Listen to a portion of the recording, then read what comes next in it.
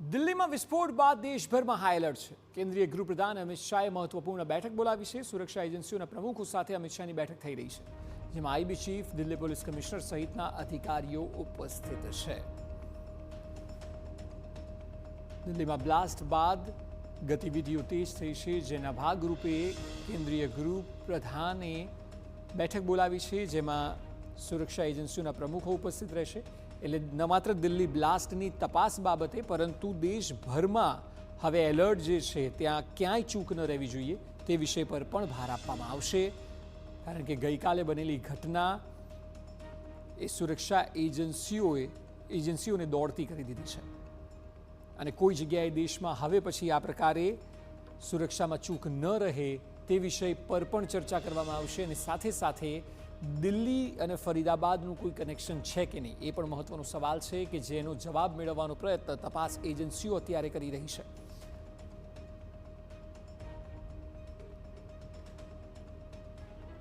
મહત્વનું છે કે ગઈકાલે પણ કેન્દ્રીય ગૃહપ્રધાન ઘટના સ્થળે પહોંચ્યા હતા, હોસ્પિટલ ખાતે પણ પહોંચ્યા હતા. ત્યારબાદથી સતત મિટિંગોનો દોર ચાલુ છે.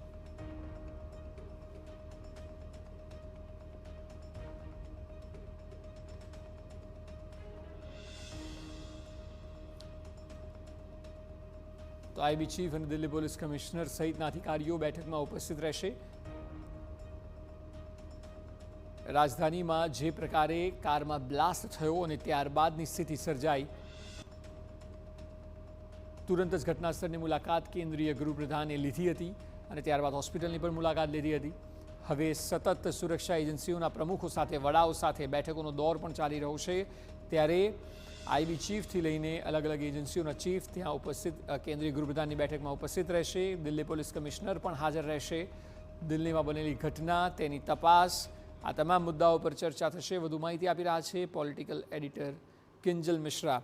કિંજલ, બે બાબતો ખૂબ મહત્વની છે જ્યારે આ બેઠક થઈ રહી છે ત્યારે. એક તો દિલ્હી બ્લાસ્ટની જે તપાસ થઈ રહી છે, જે ફરીદાબાદ સુધીના તારની વાત છે, તેની ચર્ચા થઈ શકે છે. અને એ સિવાય દેશભરમાં હવે કોઈ જગ્યાએ સુરક્ષા ચૂક ન રહેવી જોઈએ એ પણ પ્રાથમિકતા હશે આ મિટિંગની.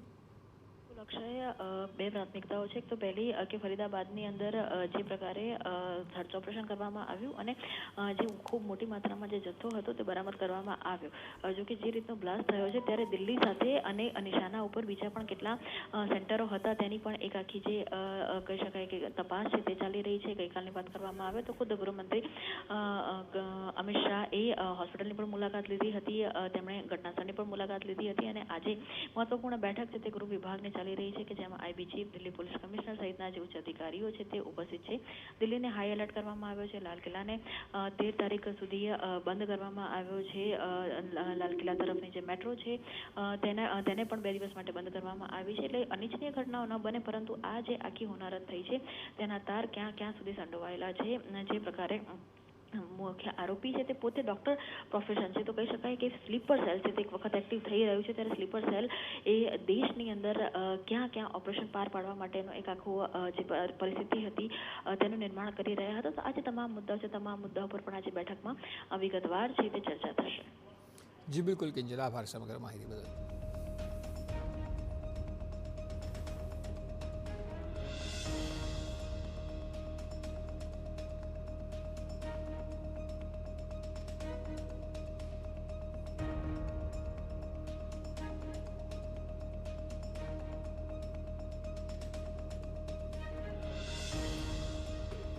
તો થોડી વારમાં જ્યારે બેઠક થશે ત્યારે બેઠકમાં એક તો ફરીદાબાદનું આ બ્લાસ્ટમાં કનેક્શન જે પ્રબળ શક્યતાઓ છે તેના પર પણ ચર્ચા થશે. કારણ કે કેટલા લોકો સંડોવાયેલા છે, તાર ક્યાં સુધી જોડાયેલા છે, તપાસ એજન્સીઓ શું કરી રહી છે તેનું પણ બ્રીફિંગ કરવામાં આવશે. અને એ સિવાય દેશભરમાં કોઈ પણ જગ્યાએ ફરી અનિચ્છનીય ઘટના ન બને તેની તકેદારી રાખવાની પણ ચર્ચા થશે.